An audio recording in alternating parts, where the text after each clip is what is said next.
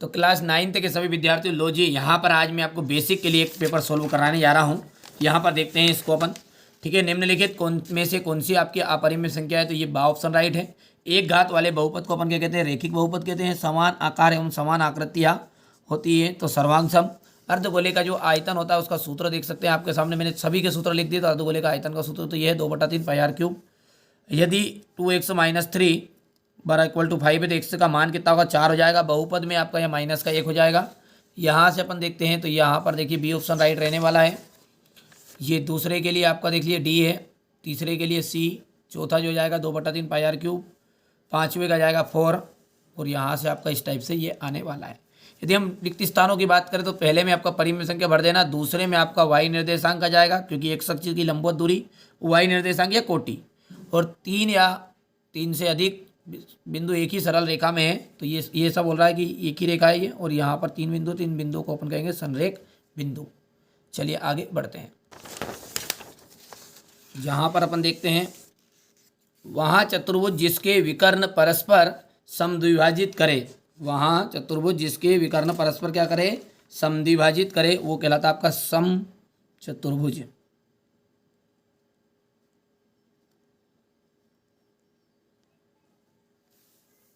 अर्धवृत्त का जो कोण होता है वो कितना होता है? अर्धवृत्त का कोण, अर्धवृत्त का जो कोण होता है वो होता है 180 डिग्री, क्योंकि पूरे का होता है आपका 360। एक ही अंक की पुनरावृत्ति हो संख्या उस अंक की क्या कहलाती है? तो बारंबारता कहलाती है। बारंबारता कहलाती है। ठीक है, चलिए तो यहाँ से हमारे इंग्लिश मीडियम वाले बच्चे बढ़िया से स्क्रीनशॉट ले लेंगे, कोई दिक्कत नहीं है, प्रॉपर तरीके से और आंसर को कर लेंगे। चलिए अब देखते हैं सही जोड़ी को। पहला जो है इसका मिलान आपका एक का भाग अपन 100 का भाग देंगे, एक में तो 0.01 ही आएगा। प्रांत डोमेन का जाएगा आपका एक्स निर्देशांक 90 डिग्री से अधिक एवं 180 डिग्री से कम कोमाप वाला को जो कोण है वो आपका हो जाएगा अधिक कोण। ठीक है, दो बराबर वृत्तों की त्रिज्याएं आपकी बराबर होती है, तो ये आपका चौथा हो गया है। रेखा वाई अक्ष को काटेगी रेखा है तो आपका x का मान 0 होगा और x² माइनस वाई स्क्वायर, तो इसका आपका मिलान हो जाएगा। यहाँ पर एक बार प्लस में और एक बार माइनस में। कर पाओगे? सिंपल सा है, तो कोई ज़्यादा कठिन काम नहीं है। ठीक है, इसके बाद में अपन देखते हैं यहाँ पर हो गया। देखिए 1/100 का आपका मिलान हो जाएगा 0.01 से। डोमेन का आपका जाएगा एक्स इंडेक्स। तीसरा जो जाएगा यहाँ पर ये चौथे आपका यहाँ पर इक्वल, पाँचवा वैल्यू ऑफ एक्स अक्ष ये क्या जाएगा 0, और यहाँ पर x + y और x - y। कर पाओगे? एक वाक्य में उत्तर है। मूल बिंदु के निर्देशांक लिखिए। मूल बिंदु के निर्देशांक हो जाएंगे 0,0। पूरक कोण क्या है? पूरक कोण जो है वो क्या है? ध्यान से देखो। पूरक कोण ये है कि जब दो कोणों का योग कितना हो? 90 डिग्री हो। जब दो कोणों का योग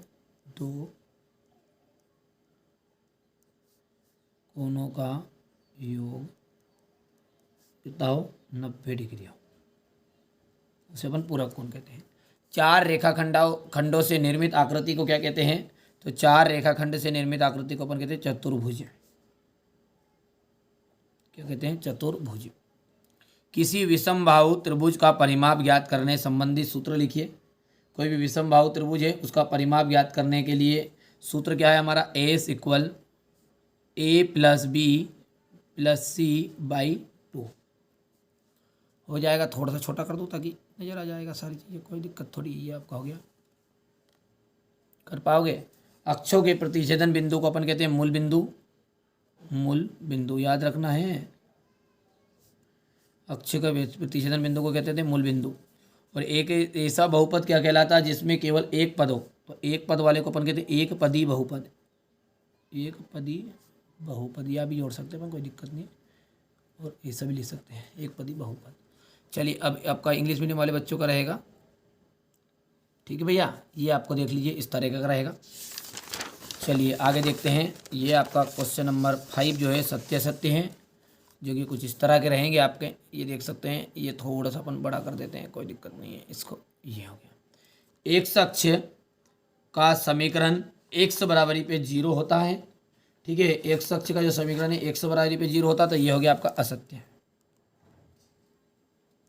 क्योंकि ये जो होता है ना y बराबरी पे 0 होता है। क्या होता है? y बराबरी पे 0।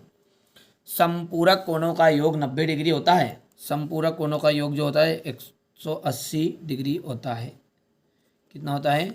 180 डिग्री। याद रख लोगे। सभी व्रत सर्वांग सम होते हैं।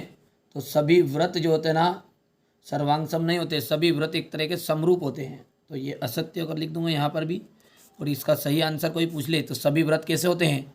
समरूप। इसको ही थोड़ा सा ध्यान भी देना है, नहीं तो पता चले घूम फिर के क्वेश्चन आ जाए, कर ही नहीं पाओ। ठीक है, बिंदु -8,0 एक अक्ष पर स्थित है। बिंदु -8,0 एक अक्ष पर स्थित है, तो एक अक्ष पे नहीं रहेगा। जब y का मान 0 होना तो x पे है, तो सही बात है। ये पहले वाला x का मान है, दूसरा y का मान है, तो ये बात आपकी सत्य हो जाएगी। यदि शुरू में 0 रहता और बाद में कई की संख्या रहती तो y अक्ष पर स्थित होता। प्रत्येक पूर्ण संख्या एक पूर्णांक होती है। पूर्ण संख्या मतलब 0 और पूर्णांक मतलब माइनस का प्लस का भी आ गया उसमें, तो सत्य बात है ये भी। बहुपद 7 एक पदी व्यंजक है। एक पदी तो इसमें एक पद है, तो ये सत्य है। कर पाओगे? ये बढ़िया से स्क्रीनशॉट मारो फटाफट फटाफट। चलिए इसके बाद में थोड़ा छोटा कर देते यार, बड़ा ज़्यादा हो रहा है ये इसको थोड़ा सा ऐसा करते हैं। पहले में आ जाएगा आपका फाल्स, दूसरा जो आ जाएगा वो भी आपका फाल्स रहेगा। पूरा लिखूँ क्या? कोई दिक्कत नहीं, लिख दोगे। ठीक है, फाल्स रहेगा तीसरा भी। चौथा जो है वो ट्रू है, पांचवा आपका ट्रू और छठा आपका ट्रू रहने वाला है। अब क्वेश्चन आंसर की बात करें तो क्वेश्चन नंबर 6 आपका इस टाइप का है।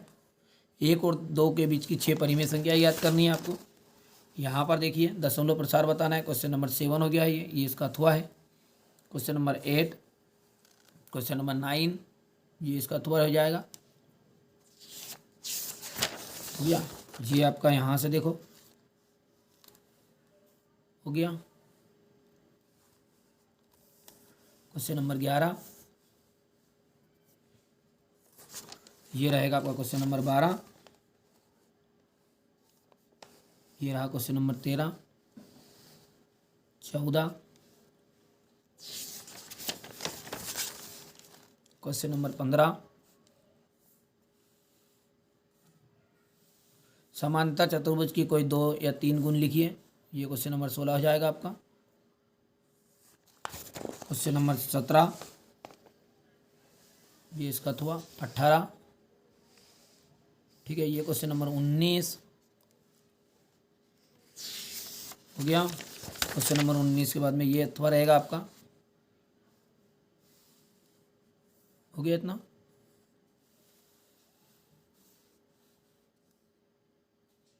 ये हो गया इतना। ठीक है भैया, और ये यहाँ पर देख सकते हैं आप, ये अथवा रहेगा। जल्दी जल्दी स्क्रीनशॉट ले लो। पूरी पीडीएफ भी आप ले सकते हैं, कोई दिक्कत नहीं है। ये क्वेश्चन नंबर 21 के बाद में आपका होने वाला है ये आपका यहाँ पर क्वेश्चन नंबर 22 ये अथवा, और ये अंत में क्वेश्चन नंबर 23।